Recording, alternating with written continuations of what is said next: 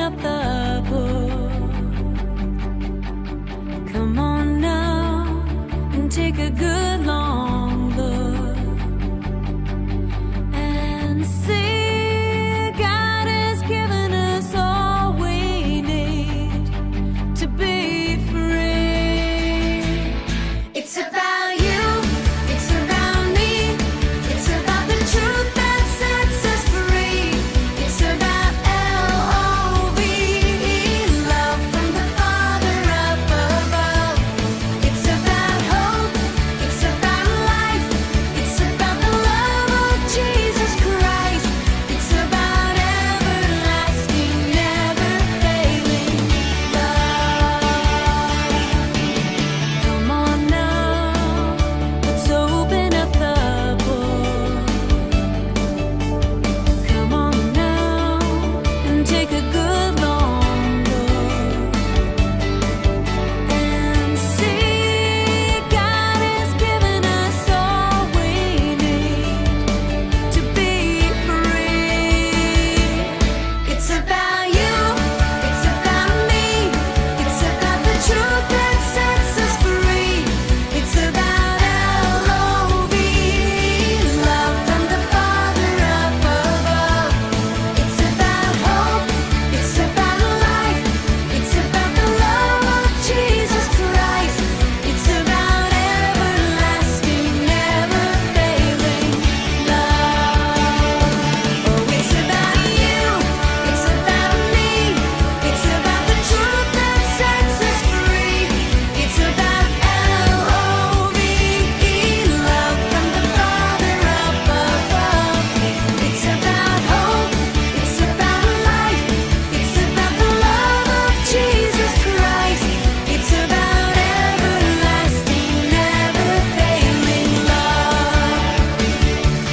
It's about everlasting, never failing love. It's about everlasting, never failing, ever faithful, never ending love.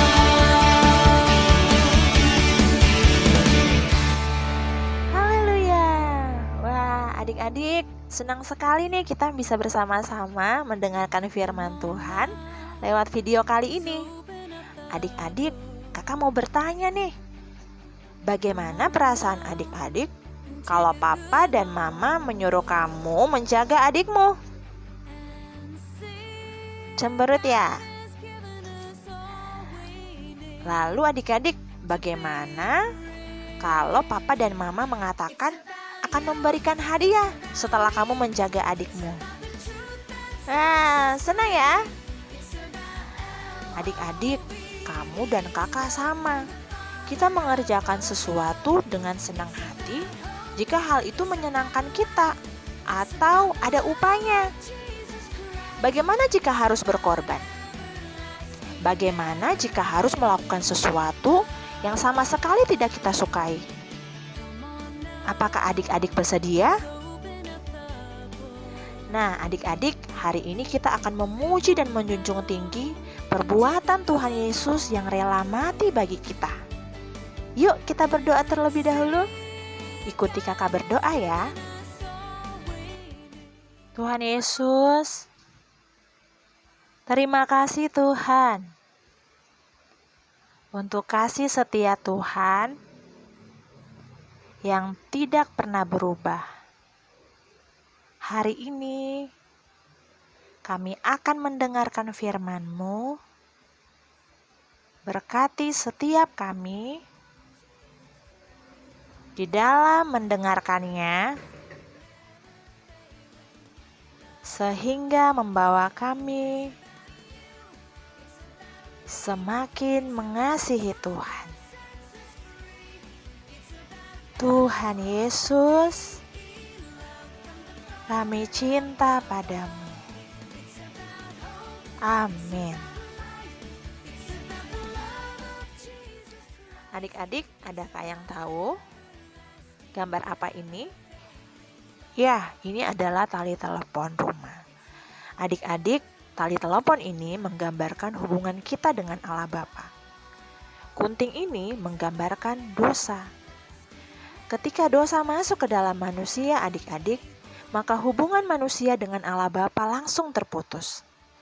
Allah Bapa yang kudus, mulia, dan adil benar tidak bisa mentoleransi dosa dan tidak bisa kompromi dengan dosa. Adik-adik, di dalam Alkitab mengatakan upah dosa adalah maut. Siapa saja yang berdosa harus dihukum mati. Jadi kamu dan kakak bukan hanya tidak bisa berhubungan dengan Allah Bapa karena dosa, tetapi juga berada di bawah hukuman mati. Adik-adik, alangkah seriusnya masalah kita ya. Lalu, bagaimana cara membereskan masalah kita adik-adik? Di dalam kitab Yohanes pasal 14 ayat 6, Tuhan Yesus berkata, "Akulah jalan dan kebenaran dan hidup. Tidak ada seorang pun yang datang kepada Bapa kalau tidak melalui aku." Adik-adik, Tuhan berkata bahwa Dialah jalan yang membawa kita kepada Bapa. Hanya Tuhan Yesus yang bisa menyambung hubungan kita dengan Allah Bapa.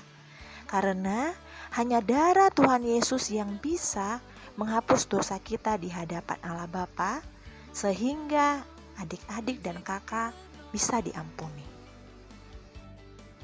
Adik-adik, karena masih berdosa, Allah Bapa tidak akan bisa menerima kamu, dan kamu akan tetap berada di bawah hukuman. Tetapi sekarang, darah Tuhan Yesus telah menghapus dosamu, dan Allah Bapa telah mengampuni kamu. Haleluya! Adik-adik, penyaliban dan kematian Tuhan Yesus sama sekali bukan tragedi yang kebetulan. Ini adalah langkah yang sangat penting dalam rencana Allah Bapa. Suatu rencana yang telah ditetapkan dalam kekekalan yang lampau. Adik-adik, meskipun sebelumnya Allah Bapa sudah tahu bahwa manusia akan berdosa melawan Dia, memberontak dan menolak Dia, kasih-Nya dan rencananya atas manusia, atas adik-adik dan kakak tidak pernah berubah. Allah Bapa malah menyediakan caranya bagi manusia untuk diampuni dan dibersihkan dari dosa-dosanya dan menjadi anak-anak. Haleluya. Adik-adik, Tuhan Yesus dihukum mati menurut hukum Romawi, yaitu kaki dan tangannya dipaku di kayu salib. Satu hukuman yang memalukan, menyakitkan dan kejam. Tetapi, adik-adik, hal ini telah menggenapkan nubuat dalam kitab Mazmur, pasal yang ke-22 ayat 17. Sebab anjing-anjing mengerumuni aku, gerombolan penjahat mengepung aku, mereka menusuk tangan dan kakiku. Adik-adik, Tuhan Yesus dibawa menghadap Pilatus. Dan adik-adik, Pilatus itu adalah gubernur Romawi untuk orang-orang Yahudi. Tuhan Yesus dibawa untuk diadili. Melalui persengkongkolan para pemimpin Yahudi dengan pertolongan Yudas Iskariot, mereka membawa Tuhan Yesus dengan keluhan menghujat Allah. Tetapi adik-adik, orang-orang yang membawa Tuhan Yesus kepada Pilatus tidak bisa mengajukan bukti yang cukup untuk menghukum Tuhan Yesus.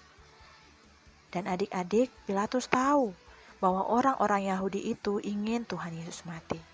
Sampai-sampai seorang tahanan lokal Barabas lebih dipilih untuk dibebaskan daripada Tuhan Yesus.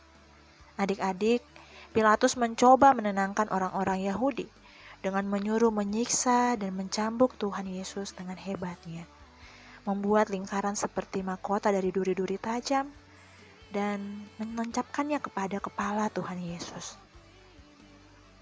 Lalu mengenakan jubah ungu pada Tuhan Yesus. Dan dengan tubuh yang terkoyak-koyak karena dicambuk, Tuhan Yesus kembali diperlihatkan kepada Pilatus. Adik-adik, namun mereka belum puas. Akhirnya Pilatus menyerah pada tuntutan orang-orang Yahudi itu. Sifatnya yang lemah dikalahkan oleh ancaman orang-orang itu. Itulah sebabnya adik-adik, selama 2000 tahun ini, Pilatus dikenang sebagai seorang pengecut. Adik-adik, walaupun kelihatannya keputusan ada di tangan Pilatus, tetapi sebenarnya bukan. Dalam Injil Yohanes pasal 19 ayat 11, dikatakan Yesus menjawab, "Engkau tidak mempunyai kuasa apapun terhadap aku, jikalau kuasa itu tidak diberikan kepadamu dari atas. Sebab itu dia yang menyerahkan aku kepadamu lebih besar dosanya." Adik-adik, Pilatus tidak punya kuasa apapun. Kuasa yang ia miliki berasal dari atas. Allah Bapa telah merencanakan hari itu. Tuhan Yesus perlu mati, menggantikan kita, sehingga dosa-dosa kita diampuni, dan kita bisa berhubungan lagi dengan Allah Bapa, bahkan menjadi anak-anaknya. Haleluya. Adik-adik, Tuhan Yesus melakukan semuanya itu karena Tuhan Yesus mencintai kita. Tuhan Yesus mengatakan pada kita sesuatu yang sangat penting, tapi tanpa mengucapkan satu kata pun. Tuhan Yesus menunjukkan kasih-Nya kepada kita tanpa menggunakan satu kata pun. Dia berkomunikasi melalui tindakan. Tuhan Yesus memberikan hidupnya untuk kita. Yuk adik-adik, kita meneladani Tuhan Yesus. Tidak banyak omong, tidak banyak berbicara, tetapi banyak bertindak. Adik-adik, kamu bisa bertindak di rumah dengan mengasihi orang tua, memperhatikan orang tua, dan membantu orang tua di rumah. Juga seluruh anggota keluarga, bahkan teman-temanmu. Amin. Adik-adik, mari kita berdoa. Tuhan Yesus, terima kasih Tuhan untuk kasih-Mu, untuk cinta-Mu yang tanpa batas. Bukan karena paksaan, bukan karena kewajiban, namun Engkau mengasihi aku karena cinta-Mu yang mutlak kepadaku. Tuhan Yesus, berkati aku menjadi anak-anak yang menunjukkan kasih-Ku bukan hanya dengan kata-kata, namun dengan tindakan. Tuhan Yesus, terima kasih Tuhan. Aku cinta padamu. Amin. Adik-adik, ayat hafalan untuk minggu ini dari 2 Korintus pasal 5 ayat 19a.